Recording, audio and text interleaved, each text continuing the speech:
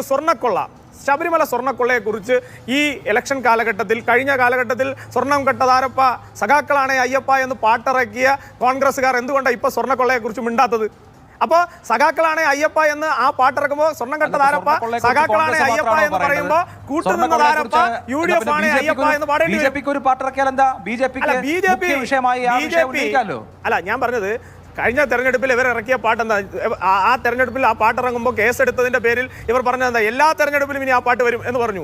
അന്ന് ഇവർ ഇറക്കിയ പാട്ട് ഇങ്ങനെയാണ്: സ്വർണം കെട്ടതാരപ്പ സഖാക്കളാണേ അയ്യപ്പ എന്ന് പറഞ്ഞ് ഇവർ നേട്ടമുണ്ടാക്കിയവർക്ക് ഇന്ന് സ്വർണം കെട്ടതാരപ്പ സഖാക്കളാണേ അയ്യപ്പ എന്ന് പറയുമ്പോൾ അതിന്റെ അടുത്ത വരിയായി കൂട്ടുനിന്നതാരപ്പ സോണിയാഗാന്ധിയാണേ അയ്യപ്പ എന്ന് പാടേണ്ടി വരും എന്നുള്ളത് കൊണ്ട് അവരത് പിന്നിലേക്ക് വലിക്കുന്നു.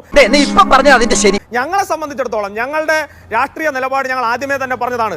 സ്വർണ്ണക്കൊള്ളയും ശബരിമലയിലെ ആചാരാനുഷ്ഠാനങ്ങളും ഞങ്ങളെ സംബന്ധിച്ച് കേവലമായ ഇലക്ഷൻ വിഷയം മാത്രമല്ല. ഞങ്ങളത് എല്ലായ്പ്പോഴും പറയും. ഞങ്ങൾ ഇന്നും പറയുന്നുണ്ട്, നാളുകളിലും പറയും. അതിന് നേരെ ഉണ്ടായിട്ടുള്ള ഏത് തരത്തിലുള്ള കടന്നുകയറ്റത്തെയും തടുക്കുന്നതിന് വേണ്ടി BJPയുടെ ഓരോ പ്രവർത്തകനും അത് ഏതറ്റം വരെ പോകേണ്ടി വരുന്നോ ആ അറ്റം വരെ. ഒരു ഘട്ടത്തിൽ ഇവിടെ യുവതീ പ്രവേശനം നടന്നപ്പോൾ എല്ലാം ചെയ്ത് ഞങ്ങളാണെന്ന് പറഞ്ഞ VD സതീശനും ഈ പറയുന്ന രമേശ് ചെന്നിത്തല അടക്കമുള്ളവർ പത്തനംതിട്ട ബസ് സ്റ്റാൻഡിന് മുന്നിൽ ഷെഡ് കെട്ടിയിരുന്ന സമയത്ത് ആ ശബരിമലയുടെ ആ മലകളിൽ ചെന്ന് ആ റോഡിൽ കിടന്ന് ഉറങ്ങി അവിടെ പോലീസിന്റെ ബൂട്ടിലെ ചവിട്ട് വാങ്ങിയത് BJPയുടെയും സംഘപ്രസ്ഥാനങ്ങളുടെ ആളുകളാണ് എന്ന് കേരളത്തിലെ ജനങ്ങൾ മറന്നിട്ടില്ല.